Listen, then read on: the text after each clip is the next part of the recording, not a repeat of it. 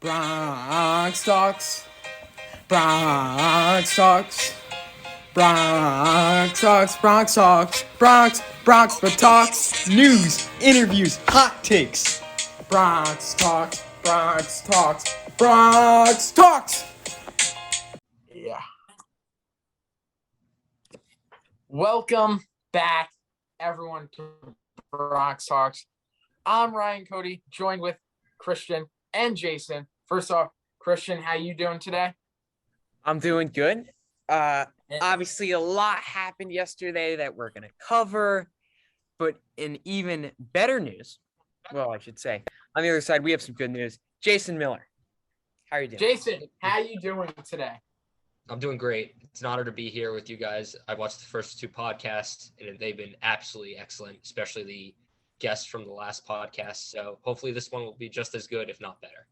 Yeah. Yep, that's obviously what we're shooting for. So, all that being said, shall we just dive into it? Sounds like a deal.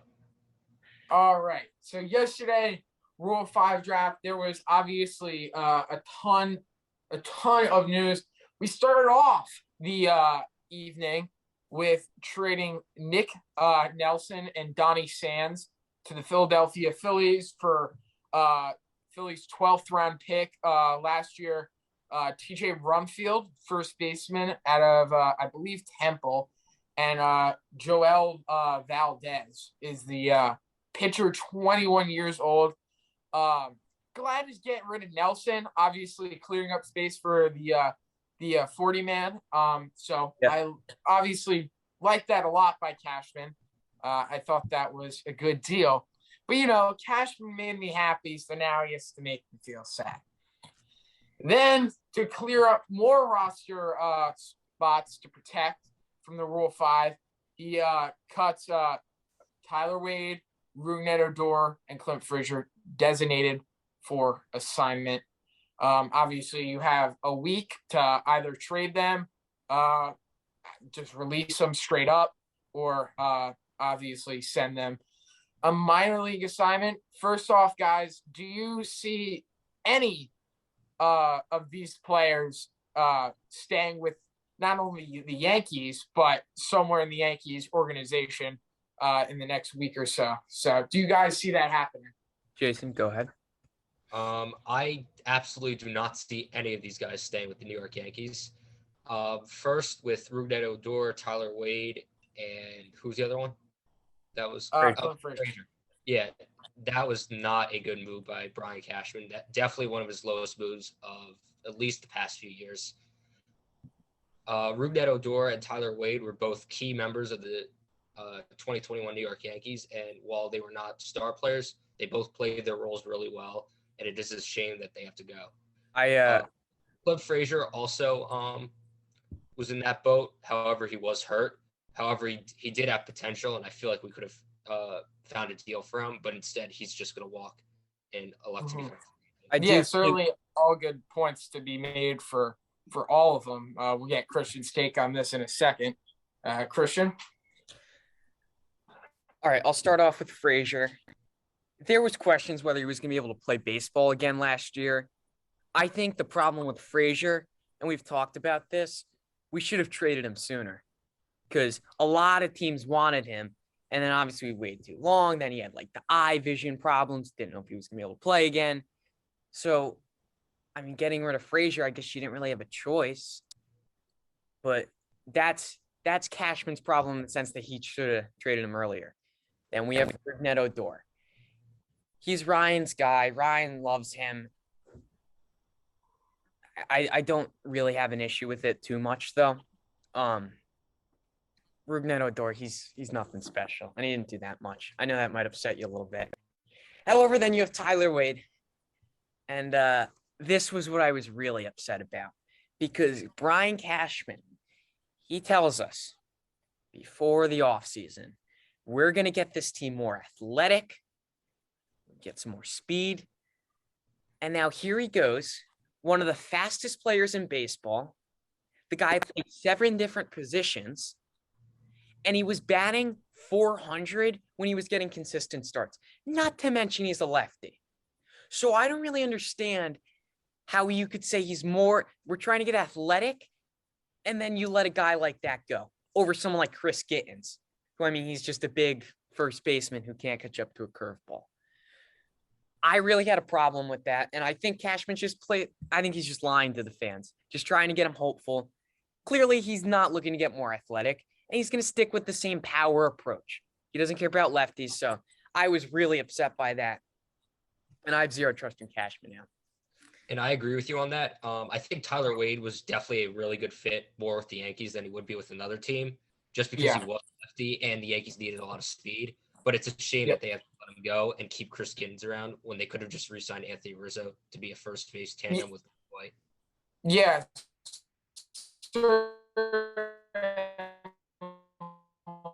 I'm pretty sure that speed the biggest guy that doesn't make any sense. Not to mention going with Christian said, Cashman saying we need to get more faster, more athletic. To start off the offseason, he's gotten rid of the three most fastest players in the team, Velasquez, Castro, and Wade.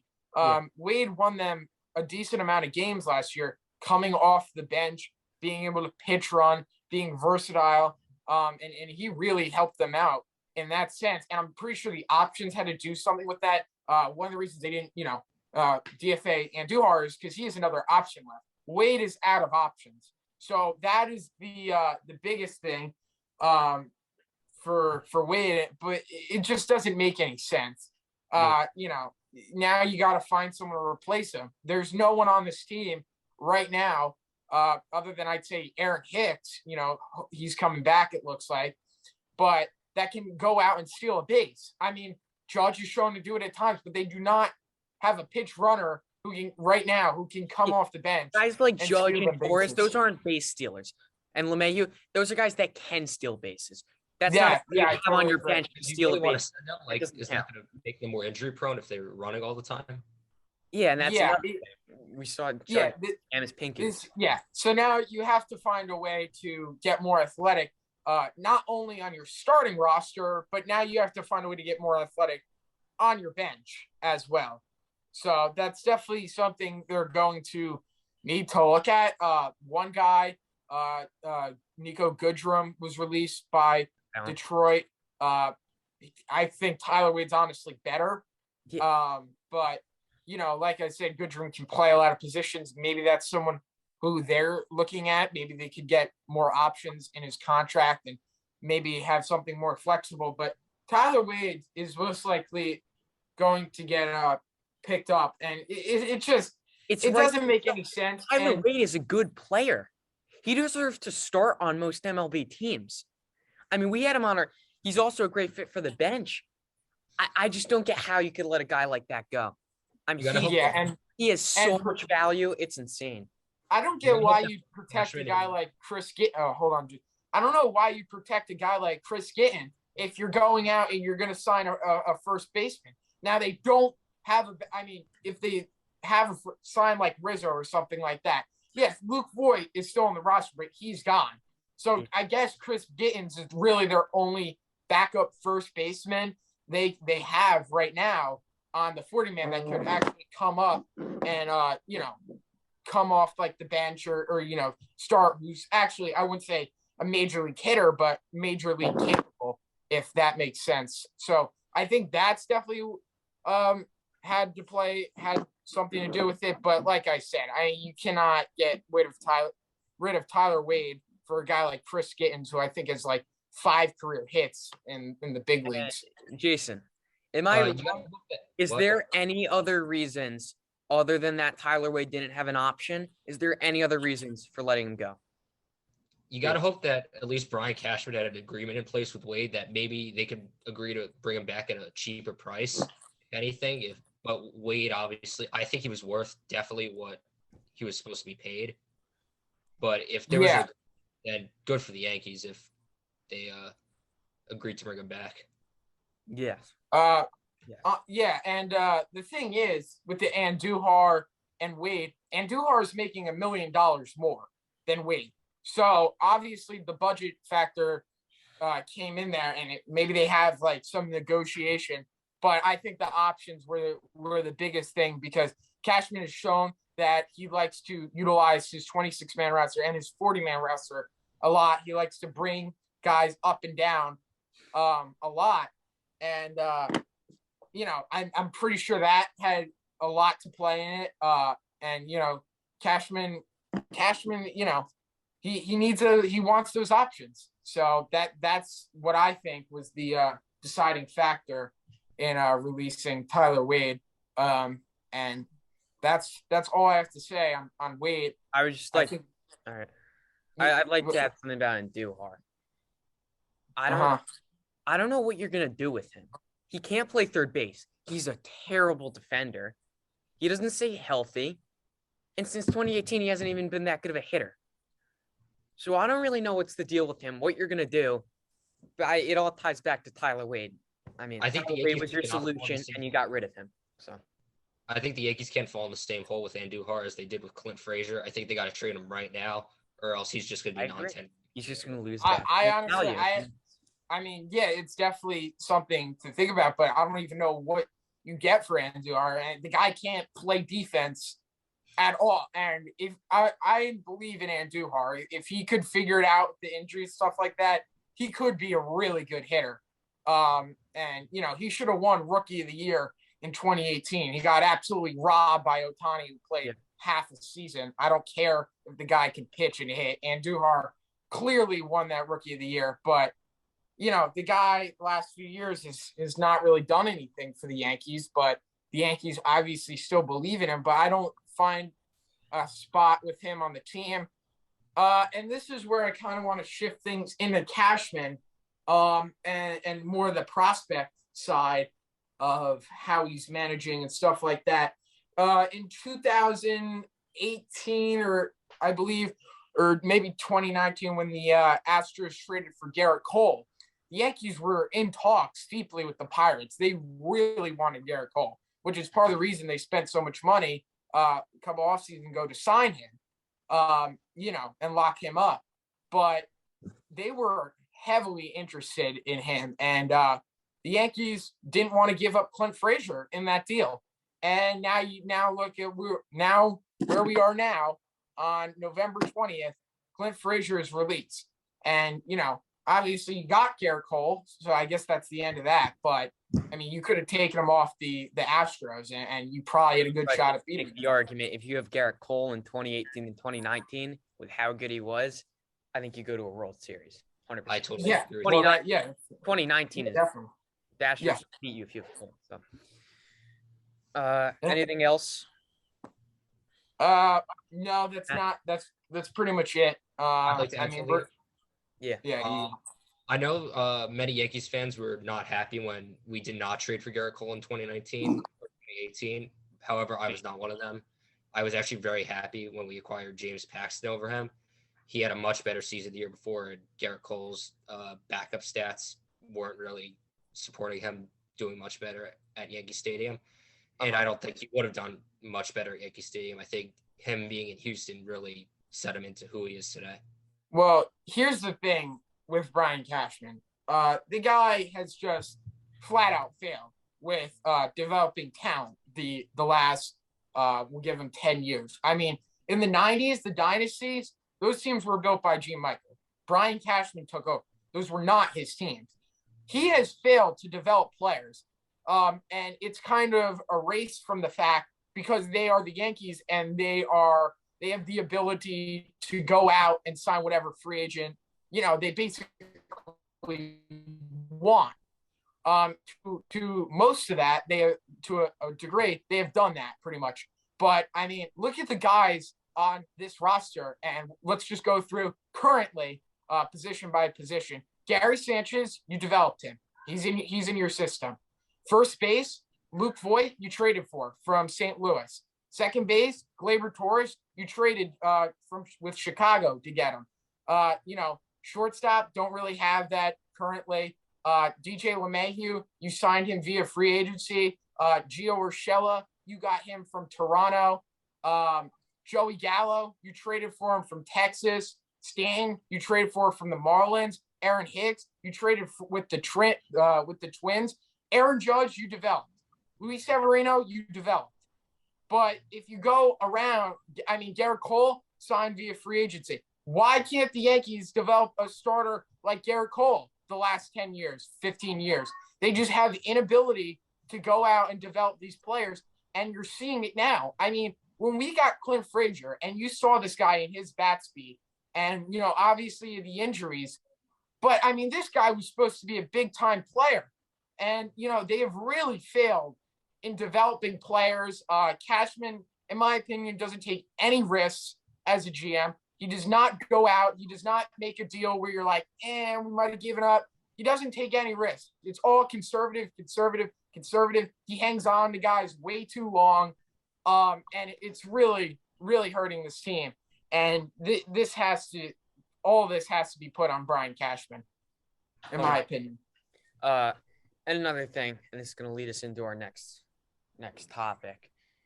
Shortstop wouldn't be a question right now if we kept Didi over Hicks, but it is. Yeah. And we got to figure out what we're doing. We've talked a lot about Correa and Seager.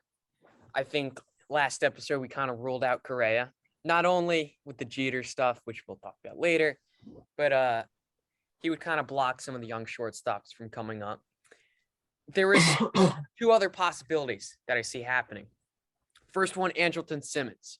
I think every Yankee fan would be irate if that happens, because Andrelton Simmons is not a solution. It doesn't really matter that he's a good defender. He can't hit a baseball. And that's not what you want from your shortstop. Go on. And the next one, the stopgap. Which, if you guys don't mind, I just want to explain this here.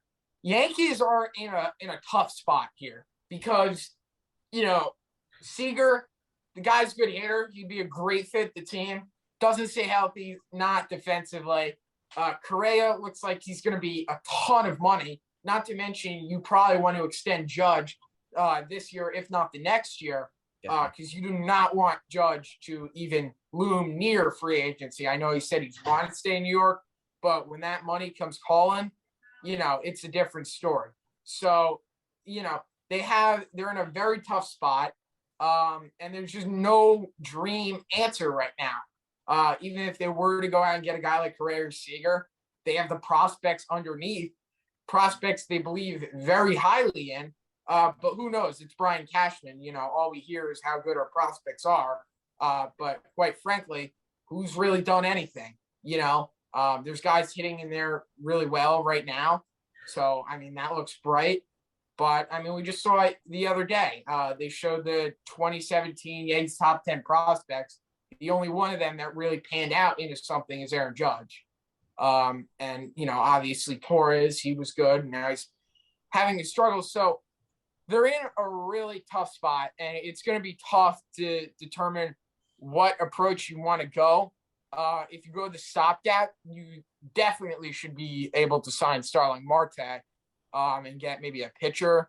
Obviously Matt Olson, those rumors keep swirling around, but it's definitely a tough spot to be in. Interesting to see what they'll do. But if I'm a Yankees fan, I said this last year, this is the biggest Yankees offseason in a very, very long time. And do you want Brian Cashman to be in charge of all that? In my opinion, I don't. So, it's definitely going to be tough and interesting to see what happens, but that's my take on it. Sure. Jason? Yeah, I would say that Brian Cashman is not necessarily the worst person to lead this offseason. He's made the splashes in the past. Obviously, 2 years ago, he landed Garrett Cole. In the 2009 championship season, he landed CC, Mark Teixeira.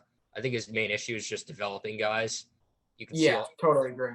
And a lot of the top 10 prospects just didn't pan out, and they're nowhere to be found anymore. So I think the real issue is actually playing on the field and not convincing guys that they should come play in New York for the 27th-time world champions. Yeah, I'd agree. Yeah. As for the stopgap, the shortstop. Well, actually, I'm not going to get into Tyler Wade again. I'm not going to do that. Anything else on the shortstops? No, but no, like I said, just really, really tough situation to be in. And if I'm the Yankees right now, with all the Correa and Seager right now, to start the offseason was obviously, Seager or Correa got to get one. Now with everything starting to, progress and move onward, and the CBA approaching, I think right now you got to look at all the options at shortstop and really determine which one is going to be the best long and short term. Yeah. All right. Next up, we have a little follow-up on the Correa and Jeter situation. I know it's been a pretty negative episode so far, but this is some good news. I'm going to go ahead and play it right here. Turn my screen sideways so you guys can see. I heard about that, your Gold Gloves. Yeah. I was wondering what you thought about that. I didn't think much about it. I don't know how my name came up, so my Spanish is not that good. I still haven't seen it. I don't know how my name was brought up, but it doesn't even warrant a response. I mean, I can go in a lot of different directions when I want. That was the intent. Basically, Jeter just saying, I don't really care what a guy who had to cheat to get a World Series ring thinks of me, which is the right response completely. Throws in, I don't even know Spanish, so I can't understand him. I think it was the perfect response, Jeter saying, I don't care what you think of me. Yeah. Yeah. It was, you could not expect nothing more, nothing less from the captain there. I mean, he could not have said it better. Classic. That's why he's our captain, Yep. Exactly. I thought about this the other day. Brian Cashman and Derek Jeter do not get along. They haven't gotten along really ever since Cashman has been there a while back, 2011, 2010, when Jeter was getting his contract extension or whatnot. Derek Jeter wanted a little more money. I mean, brought the team 5 world championships. He has done everything for the city. So Jeter wanted a little more money, deservingly so. And, they were going back and forth. And Jeter asked him straight up once. He's like, who would you rather have playing shortstop right now than me? And you want to know who Brian Cashman said? He said Troy Tulowitzki. So, and ever since then, Jeter doesn't forget those things. That's why he's gotten to the point where he is, because he doesn't forget and he'll make you pay. So it'd be interesting to see if Cashman wants to, and I'm saying this not really with an intent, but goes out, gets Correa, little shot at Jeter. I would hope Cashman's not trying to do stuff against the face of the Yankees. So no, I'm not saying he is. I'm just, throwing it out there. I think this is classic Derek Jeter. What we have right here, he always is trying to stay away from the controversy. And while maybe he didn't deserve the Gold Gloves, maybe the numbers don't support it, I honestly think he did deserve at least most of those Gold Gloves. Correa has no business saying that. Jeter is one of the greatest shortstop to ever play this game. And Correa, he had to cheat to win a World Series. And he's had 3 good seasons or something. He's going to get a big deal. He may even come play for the Yankees, but he has no place saying that. I think it's jealousy, comes into it, and you see it. You saw a lot of shortstops be jealous of Derek Jeter because the guy was bigger than the sport, bigger than sports in general. You even saw it with his teammate Alex Rodriguez. Those two, they still hate each other to this day. They never liked each other. You seen the video with the pop-up, and Jeter just walks past A-Rod. They don't like each other. And Jeter and A-Rod was always jealous of Jeter. A-Rod wanted to go play for the Mets. He wanted to play in New York. He wanted to rival Derek Jeter. A lot of shortstops have been jealous of Derek Jeter. Some idolize him. Some hate him. Some don't get it. What Correa's probably saying, this is unfair. So that, I'm doing out. I just want a platinum glove. And, everyone's harassing me because I cheated. So, jealousy, I think, is the biggest component in why Correa said that. Yeah. While we're on the topic of Jeter, Jeets. Everyone knows Marcus Thames.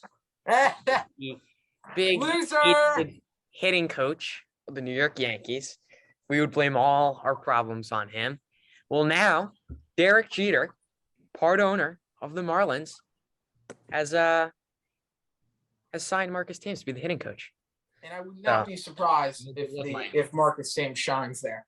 I would not be surprised if they win a World Series and beat us. Yeah.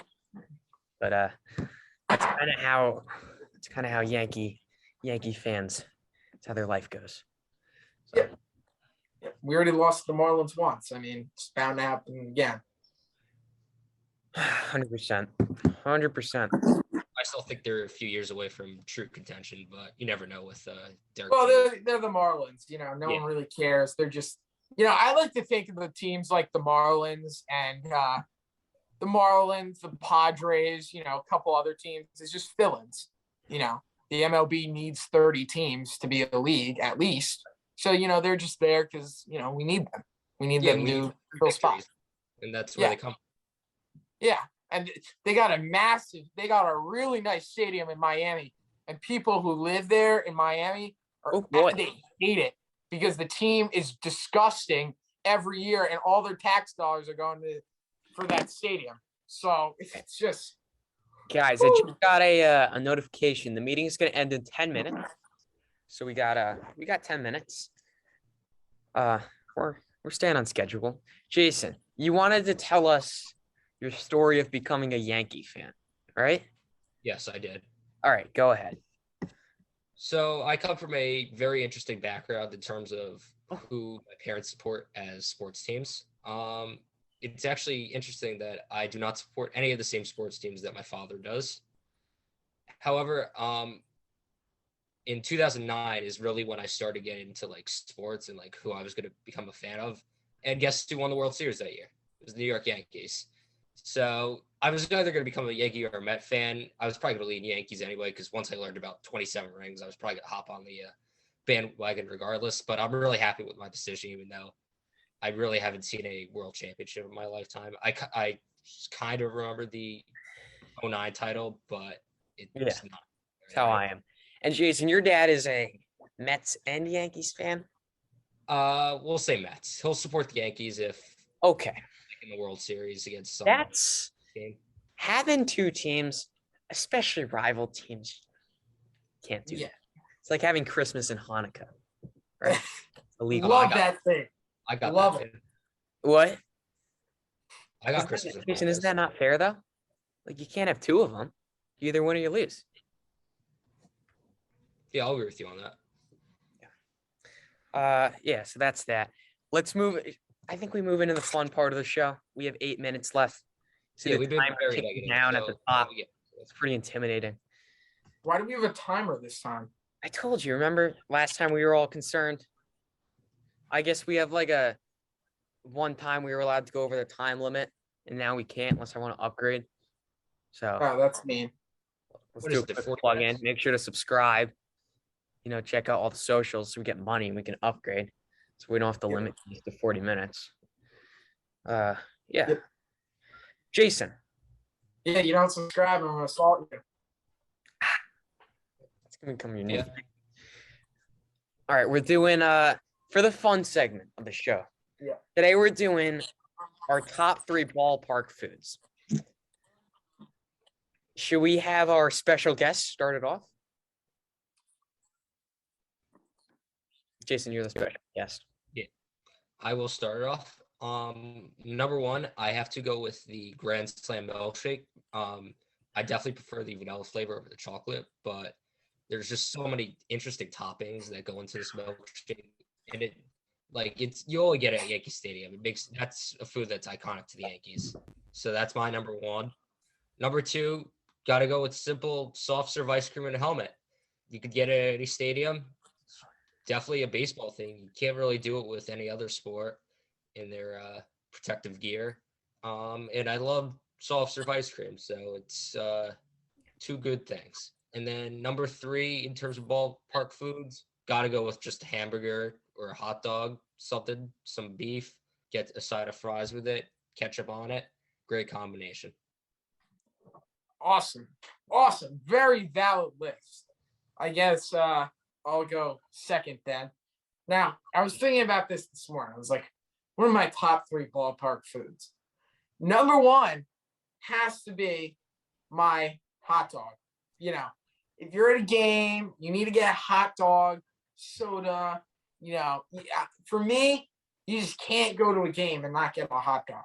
So for that reason, it's so iconic, so common. It's just always there for you. Hot dog, number 1. Now, number 2, this was tough. But I'm thinking, you know, you're at a game. You're watching the sport for entertainment purposes. Why not have some popcorn? Popcorn, like I said with the hot dog, always there for you. You know, you just get a handful and you just, you know, able to munch down on it. You know, it's just awesome. You can smell it around the ballpark. It's just always there with you. It never leaves your side. So for that reason, popcorn, number 2. Now, for number 3, I actually got a tie because I couldn't put one over the other. But for the tie, I'm going, like Jay said, soft serve and a helmet. You know, you get to bring the helmet home, put it on your dog, and then throw it out 2 days later. And then cotton candy. You get the vendors walking around, cotton candy. You know, you got the pink or the blue. That's always a huge choice. You know, it's like the biggest decision of your life as a 5-year-old kid. It's like, do I go with the pink or the blue? And, you know, sometimes you end up regretting that decision, and sometimes you're like, awesome choice. So that's number 3. But if I had to choose one between the 2, Come on. I think I'm going ice cream. But that's just Good job. all right, Christian. You're next. It's kind of hoping someone would say Cracker Jacks because I don't like Cracker Jacks, so I'm not going to say it. I don't like it either. Won't mention it. I like them, but they're not like, for me, my thing on Cracker Jacks is like, we're going to have Cracker Jacks, just have like popcorn. Like, you're just not. I mean, I don't like them, so I'm not going to argue for it. Number 1, I have Kinchlee's Pizza. What? The little person pizzas you get, like the skinny crust. Love getting that at the ball game. Did you say Kinchlee's? Yeah, it's only, you can only get that at like a New York Boulders game. You can't get it anywhere else.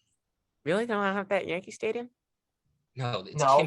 That's a Whatever, local- like the skinny kind is then. Yeah. Number 2, pretzel twists. They're good. They're warm. I'd say they're like good 5th inning food. Yeah, that was gonna be Very weird. iconic. And then my 7th inning food, soft serve ice cream. That's what I got. Awesome. What's the sad food? The team's getting obliterated. What do you eat? Peanuts. And now last time I I was love at the game. So I went out. I was actually just going to get a pretzel twist. And then the other team, we were playing the Blue Jays. This was on like our crazy losing streak this year. So I get my pretzel twist. I'm on my way back.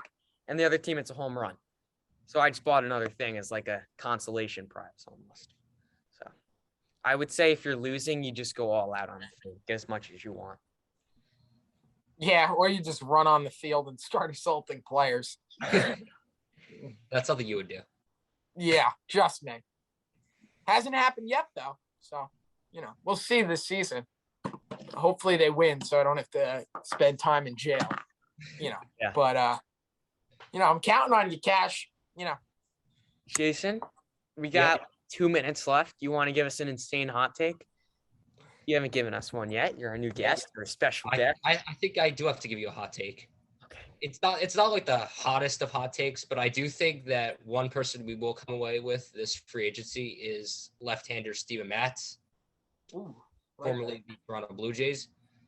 I think we need another lefty in our rotation, and Steven Matz had a pretty good year last year, and he's not going to be overly cheap, so we can still sign him and get a big name out there. Especially if we're trying to get like a Seager or Correa, we can still bring in a Steven Matz. Yeah, I like that one. I do like that one. You know, Cashman will probably bring in like Alex Cobb. Yeah. Someone He'll pay for Alex Cobb and he'll pay for his entire contract. Scrub. But yeah. All right. I think that's going to wrap that up. Not the best episode in terms of positivity, but we ended it strong. So with all that being said, Bronx sucks. Wait, no. What? I didn't mean to interrupt. Well, we had like a minute left, so I wanted to, you know. We Get it have off. a minute, 10 seconds. right. You always have to get the fans excited. All right. Well, all right. That's my bad, fans. It's my bad, fans. Anyway, the CBA is coming up December 1st. The Yankees, I don't know, because Cashman's a moron, might not make any moves, but the MLB will be very active before this CBA, and the Yankees might indeed just make a move. And we'll be here to update it. Follow us on Instagram and Twitter. And, to end this video, not on our part, but you guys will be seeing a Rougned Odor highlight montage because he's my guy. And, he's my guy. And we got to honor him in some way. So you guys will be seeing the montage. Any final words, Christian? Jason? Thank you for having me. It's been a great time. Let's do like a tip of the cap, 5 moments of silence, and then I'll put in the Rugi montage.